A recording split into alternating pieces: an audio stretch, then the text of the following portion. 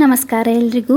ಇವತ್ತಿನ ವಿಡಿಯೋದಲ್ಲಿ ನಾನು ತುಂಬ ರುಚಿಯಾಗಿರುವಂತಹ ಮಲಾಯ್ ಕೇಕ್ ಯಾವ ಥರ ಮಾಡೋದು ಅಂತ ಹೇಳ್ಕೊಡ್ತಾ ಇದ್ದೀನಿ. ಹಾಲಿನ ಕೆನೆಯಿಂದ ಇದು ಮಾಡುವಂಥದ್ದು. ಹಾಗೆಯೇ ನಿಮ್ಮೆಲ್ಲರಲ್ಲಿ ನನ್ನ ರಿಕ್ವೆಸ್ಟ್ ಏನಂತಂದರೆ ಆದಷ್ಟು ಫುಲ್ ವಿಡಿಯೋ ನೋಡಿ ನಮ್ಮ ಈ ಪ್ರಯತ್ನಕ್ಕೆ ನಿಮ್ಮ ಸಪೋರ್ಟ್ ಮಾಡಿ. ನೀವು ಫುಲ್ ವಿಡಿಯೋ ನೋಡಿಲ್ಲ ಅಂದರೆ ನಮ್ಮ ಚಾನಲ್ಗೆ ತುಂಬ ಪ್ರಾಬ್ಲಮ್ ಆಗುತ್ತೆ. ಹಾಗಾಗಿ ಆದಷ್ಟು ಫುಲ್ ವಿಡಿಯೋ ನೋಡೋದಕ್ಕೆ ಟ್ರೈ ಮಾಡಿ. ಇವತ್ತಿನ ಈ ವಿಡಿಯೋ ನಿಮಗೆ ಇಷ್ಟ ಆದರೆ ಲೈಕ್ ಮಾಡೋದನ್ನು ಮರಿಬೇಡಿ. ಇಷ್ಟದವರೆಗೆ ನಮ್ಮ ಚಾನಲನ್ನು ಸಬ್ಸ್ಕ್ರೈಬ್ ಮಾಡಿಲ್ಲ ಅಂದರೆ ದಯವಿಟ್ಟು ಸಬ್ಸ್ಕ್ರೈಬ್ ಮಾಡಿ. ತುಂಬಾ ಟೇಸ್ಟಿಯಾಗಿರುವಂತಹ ಮಲಾಯ್ ಕೇಕ್ ಯಾವ ಥರ ಮಾಡೋದು ಅಂತ ಬನ್ನಿ ನೋಡೋಣ. ಮೊದಲಿಗೆ ನಾವು ನಾರ್ಮಲಾಗಿ ಯೂಸ್ ಮಾಡುವಂತಹ ನಾನ್ ಸ್ಟಿಕ್ ತವನ ತೊಗೊಂಡಿದ್ದೀನಿ. ಈ ಥರ ಸ್ವಲ್ಪ ಆಳ ಇರಬೇಕು, ಈ ಥರ ತವನ ತೊಗೊಳ್ಬೇಕು. ಮೊದಲಿಗೆ ಎಣ್ಣೆ ಹಾಕ್ಬಿಟ್ಟು ಗ್ರೀಸ್ ಮಾಡಿದ್ದೀನಿ. ಅದರ ಮೇಲೆ ಒಂದು ಪಾರ್ಚ್ಮೆಂಟ್ ಪೇಪರ್ ಇಟ್ಟು ಅದರ ಮೇಲೇನೂ ಸ್ವಲ್ಪ ಎಣ್ಣೆ ಹಾಕಿಬಿಟ್ಟು ಗ್ರೀಸ್ ಮಾಡ್ಕೊಳ್ತಾ ಇದ್ದೀನಿ. ನಿಮ್ಮ ಹತ್ರ ಪಾರ್ಚ್ಮೆಂಟ್ ಪೇಪರ್ ಇಲ್ಲ ಅಂದರೆ ಬರೀ ಎಣ್ಣೆ ಹಾಕಿ ಗ್ರೀಸ್ ಮಾಡಿದರೆ ಸಾಕಾಗುತ್ತೆ. ಪಾರ್ಚ್ಮೆಂಟ್ ಪೇಪರ್ ಹಾಕಿದರೆ ಈ ಕೇಕ್ ತೆಗೆಯೋದಕ್ಕೆ ಈಸಿ ಆಗುತ್ತೆ ಅಂತ ಪಾರ್ಚ್ಮೆಂಟ್ ಪೇಪರ್ ಯೂಸ್ ಮಾಡೋದು ಅಷ್ಟೇ. ನೆಕ್ಸ್ಟ್ ಒಂದು ಮಿಕ್ಸಿಂಗ್ ಬೌಲ್ಗೆ ನಾನು 1/3 ಕಪ್ನಷ್ಟು ಮೊಸರನ್ನು ಹಾಕ್ತಾಯಿದ್ದೀನಿ. ಫ್ರೆಶ್ ಆಗಿರುವಂಥ ಮೊಸರು 1/3 ಕಪ್ ಅಂದರೆ 1/4 ಕಪ್ಗಿಂತ 1 ಸ್ಪೂನ್ ಜಾಸ್ತಿ, 5 ಟೇಬಲ್ ಸ್ಪೂನ್ನಷ್ಟು ಬರುತ್ತೆ. ನೆಕ್ಸ್ಟು ನೋಡಿ, ಅರ್ಧ ಕಪ್ನಷ್ಟು ಪುಡಿ ಮಾಡಿಟ್ಕೊಂಡಂತಹ ಸಕ್ಕರೆನ ಹಾಕ್ಕೊಂಡಿದ್ದೀನಿ. ನೆಕ್ಸ್ಟ್ 1/3 ಕಪ್ನಷ್ಟು ಎಣ್ಣೆನ ತೊಗೊಂಡಿದ್ದೀನಿ. ಯಾವುದೇ ತುಂಬ ಪರಿಮಳ ಇಲ್ಲದಂತಹ ಎಣ್ಣೆನ ತೊಗೋಬೇಕು. ಸನ್ಫ್ಲವರ್ ಎಣ್ಣೆ ಎಲ್ಲ ಬರುತ್ತಲ್ವ, ಅದನ್ನೆಲ್ಲ ತೊಗೊಳ್ಬೋದು. Mustard oil ತೊಗೊಳ್ಬೇಡಿ. ಆಮೇಲೆ ನೋಡಿ, ಗಂಟು ಬರದ ಹಾಗೆ ಮಿಕ್ಸ್ ಮಾಡ್ಕೊಳ್ಬೇಕು. 1 ರಿಂದ 2 ನಿಮಿಷ ಹೀಗೆ ಬೀಟ್ ಮಾಡ್ಕೊಳ್ಬೇಕು. ನೆಕ್ಸ್ಟ್ ನಾನಿಲ್ಲಿ 1 ಕಪ್ನಷ್ಟು ಮೈದಾ ಹಿಟ್ಟನ್ನು ತೊಗೊಂಡಿದ್ದೀನಿ. ಇದನ್ನು ಗಾಳಿಸ್ಕೊಳ್ಬೇಕಾಗುತ್ತೆ. ನಾವು ಗಾಳಿಸ್ಕೊಂಡ್ರೆ ಈ ನಮ್ಮ ಕೇಕ್ ಸ್ವಲ್ಪ ಫ್ಲಫಿಯಾಗಿ ಬರೋದಕ್ಕೆ ಈಸಿ ಆಗುತ್ತೆ. ನೆಕ್ಸ್ಟ್ ನೋಡಿ, ನಾನು 1 ಟೀ ಸ್ಪೂನ್ನಷ್ಟು ಬೇಕಿಂಗ್ ಪೌಡರನ್ನು ತೊಗೊಂಡಿದ್ದೀನಿ. ಅದೇ ಸ್ಪೂನ್ನಲ್ಲಿ ಅರ್ಧ ಟೀ ಸ್ಪೂನ್ನಷ್ಟು ಬೇಕಿಂಗ್ ಸೋಡಾ ಅಂದರೆ ಅಡುಗೆ ಸೋಡಾನ ತೊಗೊಂಡಿದ್ದೀನಿ. ತೊಗೊಂಡ್ಬಿಟ್ಟು ಎಲ್ಲನ ಗಾಳಿಸ್ಕೊಳ್ತಾ ಇದ್ದೀನಿ. ಗಾಳಿಸ್ಕೊಂಡ್ಬಿಟ್ಟು ಚೆನ್ನಾಗಿ ಮಿಕ್ಸ್ ಮಾಡ್ಕೊಳ್ಬೇಕು. ನಿಧಾನವಾಗಿ ಮಿಕ್ಸ್ ಮಾಡ್ಕೊಳ್ಬೇಕು. ವಿಡಿಯೋದಲ್ಲಿ ಸ್ವಲ್ಪ ಸ್ಪೀಡಾಗಿ ಕಾಣಿಸ್ಬೋದು. ವಿಡಿಯೋ ಸ್ವಲ್ಪ ಸ್ಪೀಡಾಗಿ ಇಟ್ಟಿದ್ದೀನಿ, ಹಾಗಾಗಿ ತುಂಬ ಸ್ಪೀಡಾಗಿ ಕಾಣಿಸ್ಬೋದು. ನಿಧಾನವಾಗಿ ಮಿಕ್ಸ್ ಮಾಡ್ಕೊಳ್ಳಿ. ನೆಕ್ಸ್ಟ್ ನೋಡಿ, ನಾನು ಅರ್ಧ ಕಪ್ನಷ್ಟು ಹಾಲನ್ನು ತೊಗೊಂಡಿದ್ದೀನಿ. ಬಿಸಿ ಮಾಡಿ ತಣ್ಣಗಾಗಿರುವಂಥ ಹಾಲು, ಬಿಸಿಯಾಗಿಲ್ಲ ಹಾಗೆ ಕೋಲ್ಡಾಗೂ ಇಲ್ಲ, ರೂಮ್ ಟೆಂಪ್ರೇಚರಲ್ಲಿದೆ ಹಾಲು. ಸ್ವಲ್ಪನೇ ಹಾಕಿಬಿಟ್ಟು ಮಿಕ್ಸ್ ಮಾಡ್ತಾ ಹೋಗಬೇಕು. ಒಂದೇ ಸರಿ ಎಲ್ಲ ಹಾಲು ಹಾಕಿ ಮಿಕ್ಸ್ ಮಾಡೋಕ್ಕೆ ಹೋಗ್ಬಿಡಿ. ನಿಧಾನವಾಗಿ ಮಿಕ್ಸ್ ಮಾಡಿ. ನೋಡಿ, ಈ ಕನ್ಸಿಸ್ಟೆನ್ಸಿ ಬರೋ ತನಕ ನಾವು ಮಿಕ್ಸ್ ಮಾಡ್ಕೊಳ್ಬೇಕು. ನನಗೆ ಎಕ್ಸಾಕ್ಟಾಗಿ ಅರ್ಧ ಕಪ್ನಷ್ಟೇ ಹಾಲು ತೊಗೊಂಡಿದ್ದೀನಿ. ಹೆಚ್ಚನೂ ಹಾಕಿಲ್ಲ, ಕಡಿಮೆನೂ ಆಗಿಲ್ಲ, ಉಳ್ಕೊಂಡು ಇಲ್ಲ ಹಾಲು.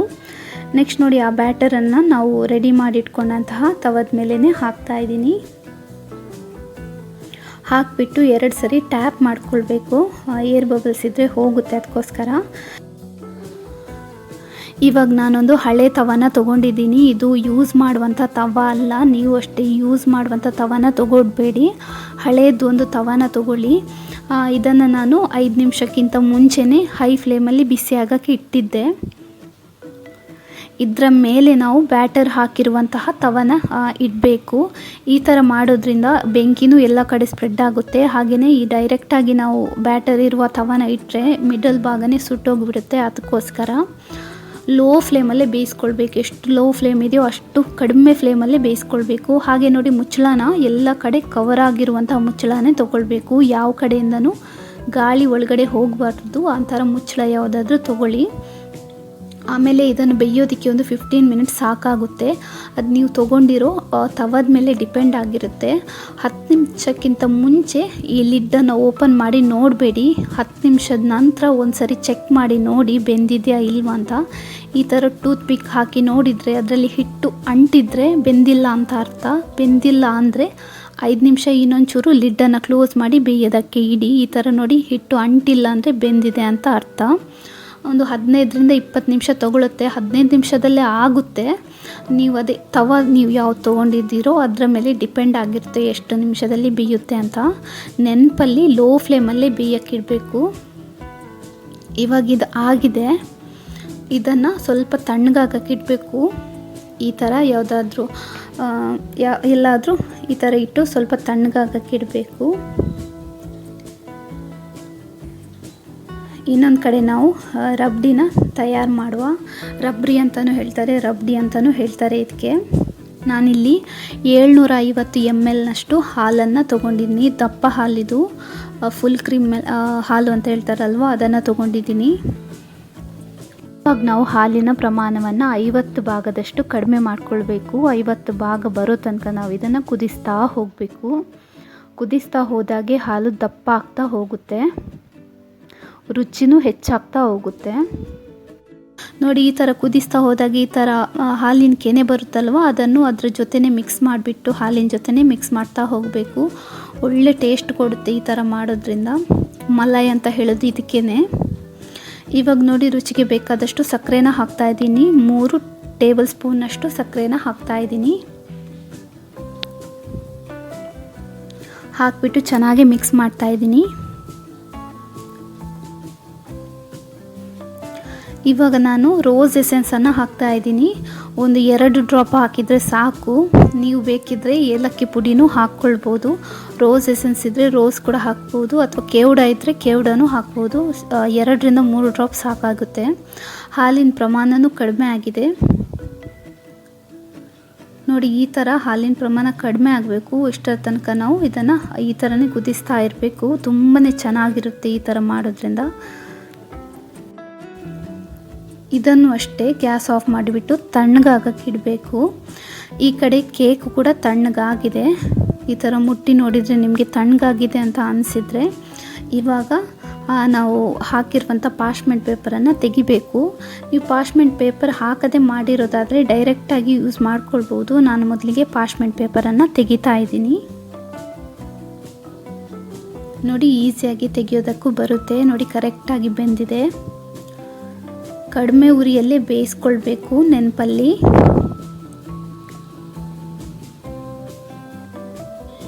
ಇದನ್ನು ವಾಪಸ್ ನಾನು ತವದ ಮೇಲೇ ಹಾಕ್ತಾ ಇದ್ದೀನಿ. ನಿಮ್ಮ ಹತ್ರ ರೌಂಡ್ ಶೇಪ್ ಇದ್ದು ಬೌಲ್ ಯಾವುದಾದ್ರೂ ಇದ್ದರೆ ನೀವು ಅದಕ್ಕೂ ಹಾಕ್ಕೊಳ್ಬೋದು.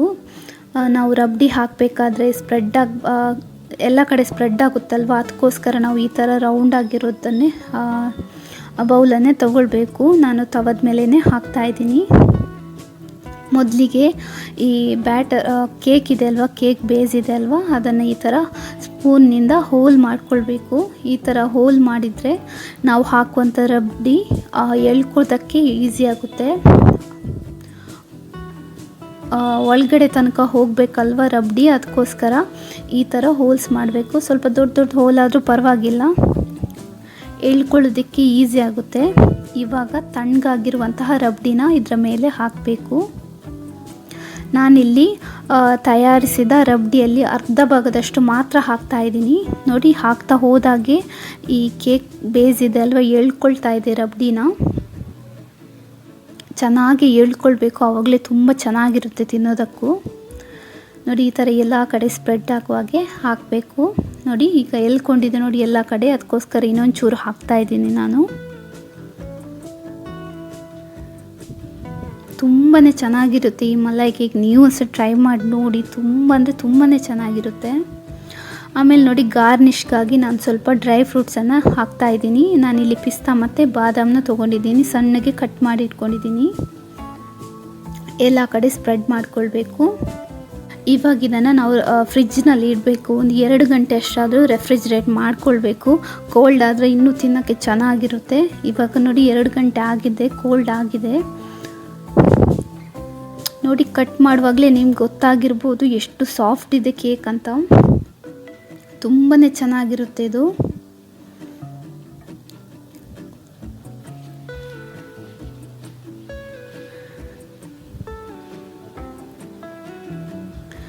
ನೋಡಿ, ಟೆಕ್ಸ್ಚರ್ ನೋಡುವಾಗಲೇ ನಿಮ್ಗೆ ಗೊತ್ತಾಗಿರ್ಬೋದು ಎಷ್ಟು ಚೆನ್ನಾಗಿದೆ ಅಂತ. ಇವಾಗ ನೋಡಿ, ಪ್ಲೇಟಿಗೆ ಹಾಕ್ತಾ ಇದ್ದೀನಿ. ನಾವು ಆವಾಗಲೇ ಅರ್ಧ ಭಾಗದಷ್ಟು ರಬ್ಡಿನ ಉಳಿಸಿದ್ದೀವಲ್ವ, ಈ ಕೇಕನ್ನು ಸರ್ವ್ ಮಾಡಬೇಕಾದ್ರೆ ಉಳಿದಿರೋ ಸ್ವಲ್ಪ ರಬ್ಡಿನ ನೋಡಿ ಈ ಥರ ಮೇಲ್ಗಡೆ ಹಾಕಿಬಿಟ್ಟು ಕೊಟ್ಟರೆ ಈ ಕೇಕನ್ನು ಡಿಪ್ ಮಾಡಿ, ರಬ್ಡಿ ಜೊತೆ ಡಿಪ್ ಮಾಡಿ ತಿನ್ನೋದಕ್ಕೆ ತುಂಬಾ ಚೆನ್ನಾಗಿರುತ್ತೆ. ಅದಕ್ಕೋಸ್ಕರ ನೋಡಿ, ಸರ್ವ್ ಮಾಡುವಾಗ ಈ ಥರ ಸ್ವಲ್ಪ ರಬ್ಡಿನ ಮೇಲ್ಗಡೆ ಹಾಕಿಬಿಟ್ಟು ಕೊಡಬೇಕು. ತುಂಬ ಚೆನ್ನಾಗಿರುತ್ತೆ. ಇವತ್ತಿನ ವಿಡಿಯೋ ನಿಮಗೆ ಇಷ್ಟ ಆಗಿದೆ ಅಂತ ಅಂದ್ಕೊಳ್ತೀನಿ.